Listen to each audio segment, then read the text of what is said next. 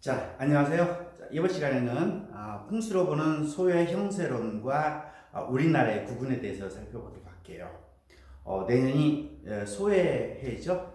그래서 소의 형상이 풍수지리에서는 어떠한 의미를 가지고 있고 소의 형상으로서 만들어진 국세에서는 어떤 기운이 있으며 그리고 우리가 이제 구군을 예측을 하죠. 구군이라고 그러면 여러분들이 많은 사람들이 얘기를 합니다. 구군을 얘기할 때 나라의 운을 내년에는 어떻고 올해는 어떻게 변할 것인가를 예측하는데 이러한 방법 중에 하나가 이제 당송팔대가의 한 사람이었던 소광절이 있죠. 소광절이 이제 매화역수를 가지고 구군을 예측하는 방법들이 있어요. 그걸 가지고 한번 살펴보도록 할게요. 실질적으로 이제 풍수지리는 우리가 지금 배우고 있는 옥수진경 자체가 당나라 때 일행선사에 의해서 기초가 되고 그 다음에 송나라 때 들어와서 장자미가 만들고 주자의 친구 최원정이가 이제 완성을 하죠. 그래서 우리가 당나라 때 거의 송나라 때에 걸쳐서 풍수지리가 완성됐다. 그런 측면에서 보면은 어떻게 보면 주역 역시도 주역을 이제 그 해설한 정자와 주자 역시도 당송시대 때 사람이죠. 그리고 주자하고 또 최원정이하고도 굉장히 각별한 친구 사이였었죠. 그런 측면에서 보면 풍수지리하고 우리가 6.25 사상이 같이 맞물려서 같이 이렇게 성장한 형태를 볼 수가 있을 거예요. 자, 그러면 오늘 여러분들과 같이 풍수로 보는 소의 형세론과 우리나라의 구분에 대해서 살펴보도록 할게요. 자, 실질적으로 2021년도는 신축년이죠. 자, 올해가 경자년이었으니까 내년이 이제 신축. 신은 금이라고 해요. 오행으로 해서 신금, 금이라고 그러고요. 축은 이건 오행으로 보면 토가 되는데 실질적으로 이제 소를 뜻하죠. 그러니까 무슨 금은 흰색을 뜻해요. 흰색을. 그러니까 흰 소가 되겠죠. 내년에는 흰 소의 해일 것이다. 자, 소는 실질적으로 이렇게 굉장히 좀 온순한 동물이죠. 그리고 소를 이루는 형제들은 거의 토성체입니다. 이렇게 등이 평평하죠. 그래서 우리가 목화 토금수로 나눌 때 목성체는 이렇게 직목이니까 이것은 문장가를 뜻하고 또 다음에 금성체는 쇠니까 무관을 뜻하고 물결처럼 되는 수성체는 또 수려한 사람이 나오고 화성체는 녹봉을 만들고 녹봉이 되고 그 다음에 토성체는 후후하니까 재물을 뜻한다 이렇게 얘기합니다. 그래서 실질적으로 이제 소의 형태는 거의 재물을 많이 얘기를 합니다. 그래서 어떤 마을이든지 소의 형태로 해서 이름 붙여진 곳들이 많지요. 뭐 여러 가지 이제 와자가 우자가 들어간 게 굉장히 많아요. 서울의 우암산이나 그다음에 뭐 저기 또 청주에도 저기 우자가 같이 들어가죠. 그래서 이러한 것을 보면은 여러분들이 우리가 소라는 것은 부를 뜻한다. 그런데 왜 소를 갖다가 부한 형태로 보느냐? 누워 있으면 전체적으로 이렇게 다 등이 평평해졌어요. 그래서 우리가 소는 부를 뜻한다. 그리고 이 재물을 뜻한다 하는데 과연 풍수지리에서 그 소라는 의미가 소의 형태로 되어 있는 묘나 마을이나 이러한 터가 됐을 때는 과연 어떠한 형태가 나타나는지를 한번 살펴보도록 하겠습니다. 자, 먼저 이제 소의 형태는 크게 누워있는 형태, 나가는 형태, 풀을 먹고 있는 형태, 우리에서 나가는 형태, 그 다음에 일하러 가는 형태, 이렇게 해서 보통 한 5개 정도로 얘기를 합니다. 그래서 소의 형태가 이렇게 머리를 돌려서 있는 것은 와우형이다. 즉 누워있는 소다. 즉 쉬는 소지요. 그래서 위에가 높고 밑에는 낮지요. 그래서 이러한 것들을 우리가 와우형이다 이렇게 얘기를 해요. 그 다음에 같이 와우 형태가 비슷하지만은 밑에 다리가 있어요. 이렇게 다리가 있을 경우에는 행유다 그래요. 걸어 다니는 소다 이렇게 얘기합니다. 또 이 와우 형태, 누워있는 형태 앞에 여기가 이제 근초안이라고 보통 여기 이제 퇴초안이라고 얘기를 합니다. 풀을 쌓아놓은 그러한 산이 있다는 얘기죠. 이렇게 이러한 근초안이 있으면 우리는 식우형이다. 즉 풀을 먹고 있는 소의 형국이다 이렇게 얘기해요. 그다음에 같은 우형인데 산이 이렇게 같이 환포하고 있고 싸고 있는 데서 산에서 나오니까 어때요? 이것을 갖다가 우리로 본 거예요.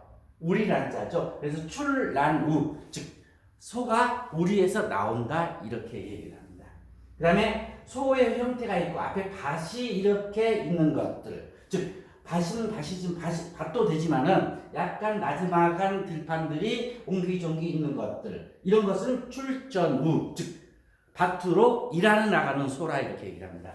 그래서 실질적으로 와우형, 행우형, 식구형, 출란우, 출전 이렇게 5가지 형태로 풍수지리에서는 이제 소의 형태를 보고 얘기를 합니다. 전체적으로 위에는 다 평평한 다 토성체죠. 그러니까 부를 뜻해요.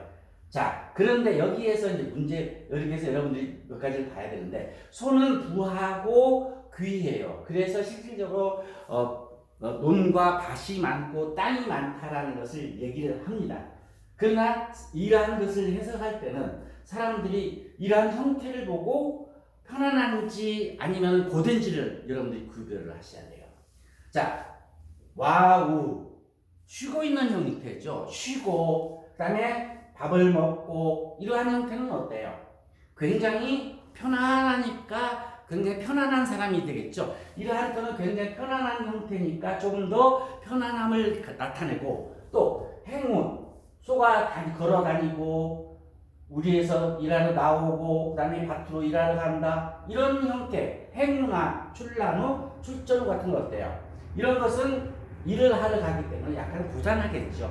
그래서 우리가 소의 형태를 보고 이것이 편안한 형태냐 고된 형태냐를 여러분들이 알 수가 있겠죠. 만약에 이러한 경우에서 이제 소는 그 자체가 부하지만은 굉장히 좋은 사격이 옆에 있거나 앞에 안산이나 조산이 굉장히 좋으면은 그때는 귀가 나타나요. 부만 나타나는 것이 아니라 귀가 나타나서 높은 관직에 오른다 이렇게 얘기를 합니다. 즉 여러분들 이제 옥봉보전이라는 데서 일행선사가 쓴 옥봉보전에는 우는 능히 치부를 하지만 귀도 가능하다라고 했어요. 귀가 부보다 얕은 것은, 즉 부가 더 강한 것은 실질적으로 이 형태 자체가 토성이기 때문에, 토는 재물이라고 그랬죠. 재물이기 때문에 부자를 먼저 얘기를 한다 이렇게 얘기를 합니다. 따라서 여러분들이 어떠한 우형이라고 했을 때, 소의 형태를 가지고 있을 때 그 마을이나 묘터에서 기륭을 얘기할 때는 먼저 부한 사람이 나왔을 것이다. 그런데 과연 귀한 사람이 나와서 높은 관직에 올라갔을 것이냐 하는 것은 옆에 좋은 사격이 있고 국세가 단정 맞아 떨어져야 돼요. 자, 우리 간단하게 2개의 상도를 보면서 한번 살펴보도록 하겠습니다. 자, 식초우형. 자, 여기는 왜 식초우일까요? 밥을 먹는 우일까? 풀을 먹을 수 있는 그런 소가요. 자, 이거 보면 여기에 토성체에서 토성체로 떨어져서 다시 토성체로 내려와서 여기서 개장천심하고 그리고 중출로 이렇게 내려왔죠. 그러니까 실질적으로 굉장히 강하고 재물이 강해 보이죠. 그리고 이게 와우라고 하려면 뭐가 된다고 그랬어요? 누워 있어야 된다. 그런데 누워 있는데 그 앞에 퇴초와, 즉 풀을 쌓아놓은 둥근 산이 있다. 금성체 모양의 거의 금성체가 돼요. 그래서 앞에 조그맣기도 하고 크기도 하지만은 실제로 이게 너무나 커버리면은 소보다 크면 안 되겠죠. 작은 안이 이렇게 언덕이나 이러한 산이 있으면은 둥근 산이 있으면 이걸 갖다가 근초안이다 그래요. 즉 이 소가 먹이를 먹는 것이다. 그러니까 근초안이 된 거죠. 자, 그리고 수세를 한번 살펴볼까요? 수세도 여기에서 와서 이렇게 좌선수죠. 이렇게 왼쪽으로. 여러분들이 여기 보면 이게 만약에 이쪽에서 물이 왔다면은 여기서 치겠죠. 그러니까 굉장히 흉하지만 여기서 빠져나가는 것이니까 상관이 없어요. 단지 우리가 여러분들이 이제 그동안에 88년법이나 기본 풍수책에서는 뭐라고 얘기를 하죠? 앞으로 지거수 빠져나가면 물이 빠져나간다 하지만은 실질적으로 백보전란이라고 해요. 백보 앞에서 틀어져 나간다면은 돌아서 나가면 상관이 없다고 하기 때문에 이것도 역시 앞에 만약에 물이 이렇게 나갔을 때도 여기서 와서 이렇게 나갔을 때도 여기서 바로 길게 앞으로 나가면 이것은 안 되겠죠. 거수가 됐죠. 물이 빠져나가 버리니까. 그래서 이것은 안 돼. 흉수가 되는데 이것이 돌아나가기 때문에 좋은 물이 된다. 그리고 앞에 사격도 그런대로 금성체로 약간 부부하죠. 그렇기 때문에 전체적으로 부가 나왔을 것이다. 이렇게 얘기를 할 수가 있죠. 자, 이것을 갖다가 이제 최원정이가 해설한 걸 한번 봅시다. 토성이 모두 근데 이것이 귀하지 않다고 한 이유를 얘기한 거예요. 왜 귀하지 않느냐? 여러분들이 보실 때 토성체, 금성체에서 중출로 내려와서 그 다음에 근초한도 있고 식초, 우가 되고 물도 우선수로에서 완벽하게 되어 있기 때문에 좋은데 왜 귀가 안 나타나냐는 얘기죠. 여기 보면은 여러분들이 이제 하나를 여러분들이 아셔야 될 게 오성에서 금성체와 토성체는 어때요? 이것은 지금 가운데로 내려와야 돼요. 가운데로. 그런데 수성체, 목성체, 화성체는 어때요? 물은 어디로 흐를지 모르는 게 가운데로 내려와도 되고 옆으로 나가도 편출을 해도 돼요. 목성체도 나무도 뿌리가 있기 때문에 뿌리가 어디로 갈지 모르죠. 그래서 정으로 안 내려오고 편으로 가도 돼요. 화성체도 정으로 안 내려오고 편으로 가도 돼요. 그러나 이 토성체와 금성체는 직으로 내려 중간으로 정출을 해야 돼요. 그런데 여기는 어땠어요? 여기서 토성체에서 옆으로 떨어졌죠. 또 여기서도 토성체에서 옆으로 떨어졌죠. 그래서 이 자체가 내려오는 자체가 맥이 내려오면서 정확하게 가운데로만 내려왔으면 굉장히 귀가 됐을 거예요. 귀한 관직에 올랐을 텐데 관직에 못 올랐다. 두 번째, 이 작약지랑 여러분들 이제 용해 구분할 때 오동지하고 작약지가 있어요. 이렇게 똑같이 내려왔을 때 같이 내려오는 오동지라고 그러죠. 근데 어떻게 내려죠? 이렇게 내려오고 서로 엇갈려서 내려오면 작약지가 돼요. 그런데 여기서 이것과 이것은 작약지가 되는데 여기에서 다시 또 엇갈렸죠. 그래서 만약에 여기에 이렇게 내려갔다가 다시 내려갔다면 이것은 괜찮은데 이것 역시도 잘못됐다. 그래서 실질적으로 여기서는 뭐라고 하냐? 크게 부하지만은 귀하지 못하죠. 그래서 이 산도가 고향로의 조이다. 즉 고향로라는 사람의 할아버지 터인데 여기에서는 큰 부자였으나 귀하지 못했다. 그래서 귀하지 못했다 하는 얘기는 실질적으로 식초우기 때문에 배불리 먹는 소우기 때문에 부자도 되고 귀도 뒤에 금성체와 토성체가 있기 때문에 굉장히 부자가 귀하게 되겠지만은 이 자체 내려오는 것이 정출로 내리지 않고 편으로 내려왔다. 정출이라는 거예요. 이렇게 나란히 쭉 내려왔다는 거죠. 편출이라는 거예요. 이렇게 내려오면서 이렇게 편으로 내려왔다는 얘기죠. 그러나 실질적으로 여기에서는 개장을 했죠. 이렇게 이 개장을 하고 여기에서는 정출로 내려왔기 때문에 상관이 없어요. 여기서는 정출로 내려왔기 때문에 상관이 없는. 그래서 실질적으로 여기가 편이라도 이 혈처에서 정으로 내려오면 상관이 없어요. 하지만은 귀는 그렇게 나타나지 않았다. 그래서 이 터는 부하였으나 귀하지 못했다 하는 얘기를 하죠. 자, 이 와우형 봅시다. 이것은 이제 와우형이에요. 자, 머리를 돌렸죠. 머리를 돌렸으니까 이건 와우예요. 그리고 실질적으로 이것도 앞에는 굉장히 수려하고 굉장히 또 여기부터는 오동지로 내려왔죠. 완벽하게. 그래서 실질적으로 화성체, 토성체, 금성체로 내려왔는데 이것도 어때요? 여기서 물이 와가지고 이쪽으로 빠져나갔어요. 그러니까 상수 쪽에 있죠. 그래서 실질적으로 여기에서 이 앞에 귀인을 본 거예요. 그러니까 높은 관직도 올랐을 것이다 라고 여러분들이 예측을 할 수가 있는데 여기서 하나 여러분들이 아까 앞에서 똑같은 얘기를 했어요. 뭐하고? 토성체하고 금성체는 중간으로 내려와 있다. 근데 여기서 화성체에서 토성체가 됐는데 토성체는 옆으로 나갔죠. 또 여기서도 마찬가지예요. 여기 정으로 받아야 되는데 이쪽으로 정으로 받아야 되는데 편으로 받았죠. 그리고 여기서 다시 편으로 나갔어요.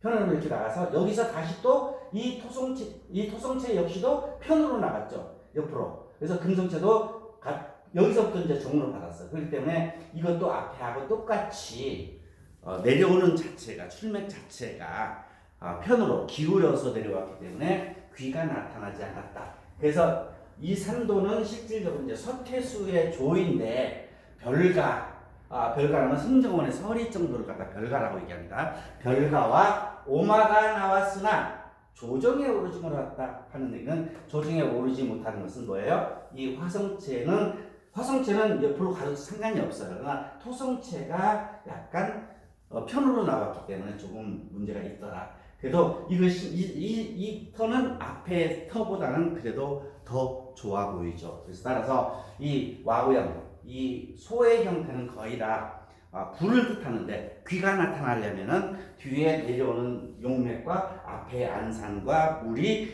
종이 잘 돼야지 된다 하는 것을 자세히 여러분들이 살펴보셔야 됩니다. 자, 그다음에 이제 매화역수, 아까 얘기했던 소강절이 얘기했던 매화역수죠. 실질적으로 이제 채원정이하고 소강절이는 거의 이제 소강절이가 죽고 나서 거의 그 이후에 태어납니다.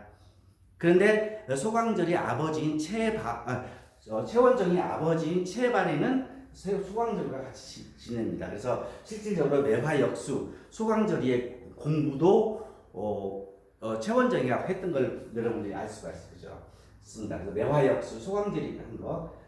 자, 대체적으로 이제 매화역수라고 하면 여러분들이 이제 어떠한 수를 가지고 괴를 보고서 예측을 하겠죠. 그럼 그 괴를 잡을 때 어떻게 할 것이냐 하는 것이죠.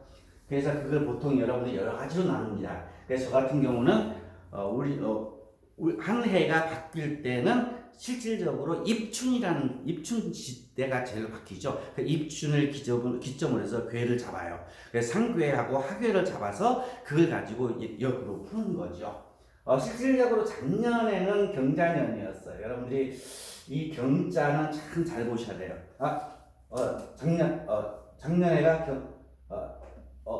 작년에가 경자년이었죠. 이 경자년은 여러분들이 잘 보셔야 돼요.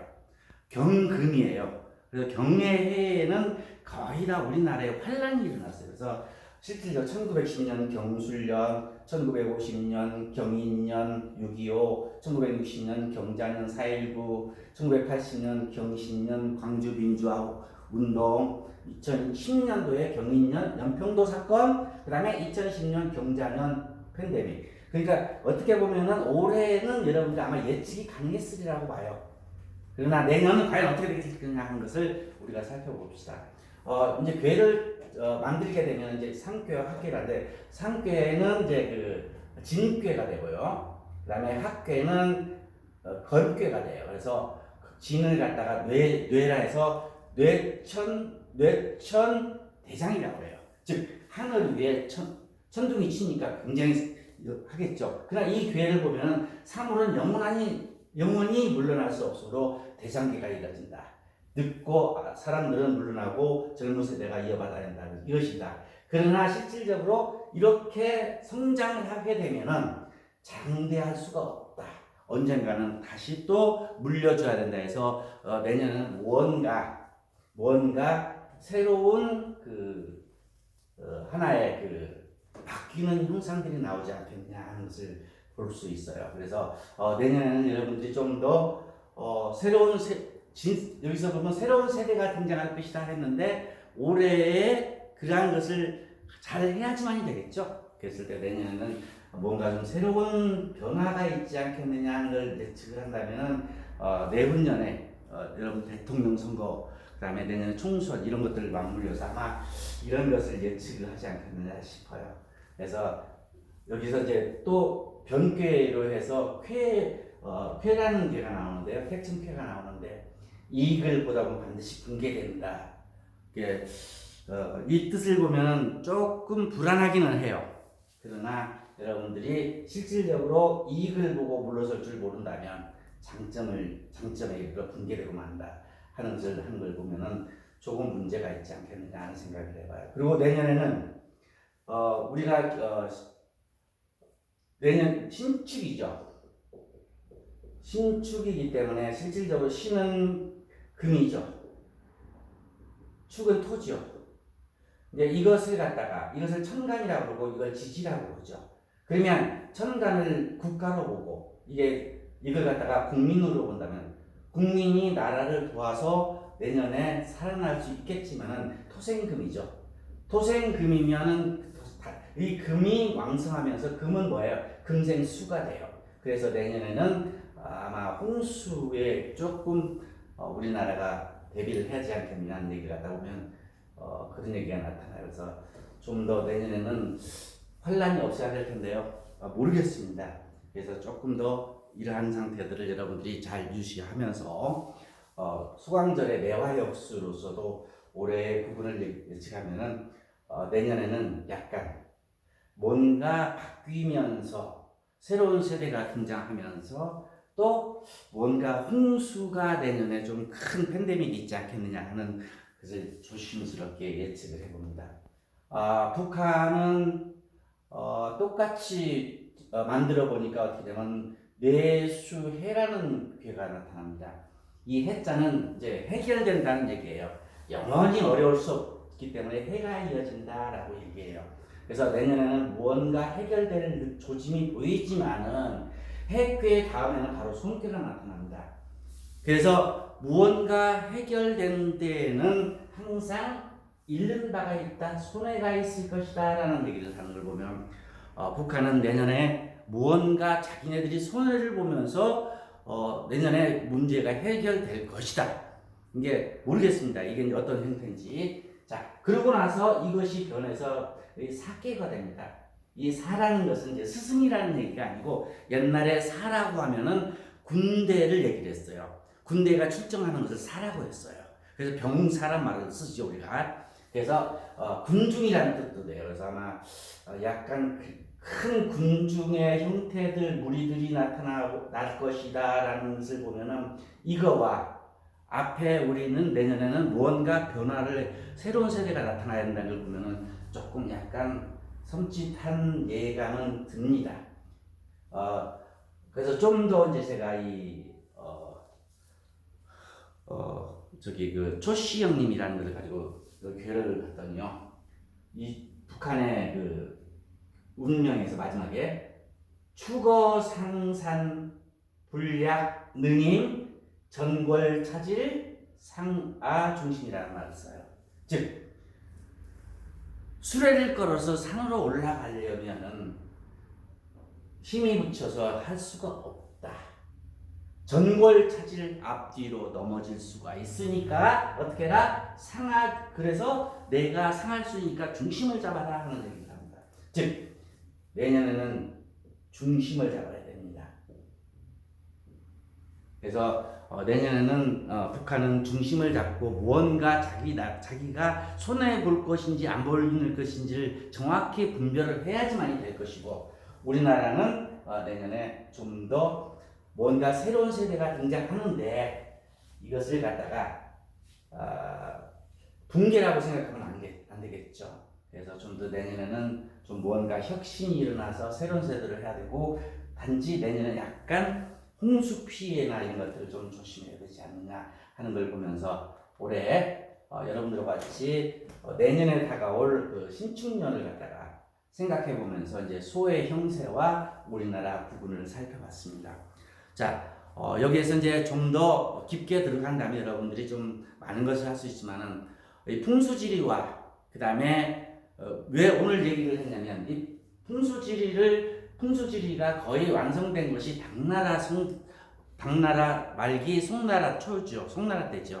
그렇기 때문에 채원정이나 그 다음에 주자나 그 다음에 장자미나 그 다음에 그 이전에 바로 앞에 채원정의 아버지인 채발이나 소강절이나 같은 시대의 사람들이기 때문에 거의 같은 학문들을 했기 때문에 오늘은 풍수지리하고 그 다음에 그 소강절의 매화역수를 가지고 여러분들과 같이 살펴봤습니다. 소는 굉장히 온순한 동물이고 재물을 가질 것이다. 그러나 이 재물이 귀가 될 수도 있는데 귀가 되려면은 좀 더 큰 뒤에 내려오는 맥이나 그다음에 조안산이 굉장히 좋아야 된다 하는 것을 볼 수 있었습니다. 자, 오늘 여러분들과 같이 오늘 풍수로 보는 소외 형세론과 우리나라의 구분에 대해서 살펴봤습니다. 고생하셨습니다.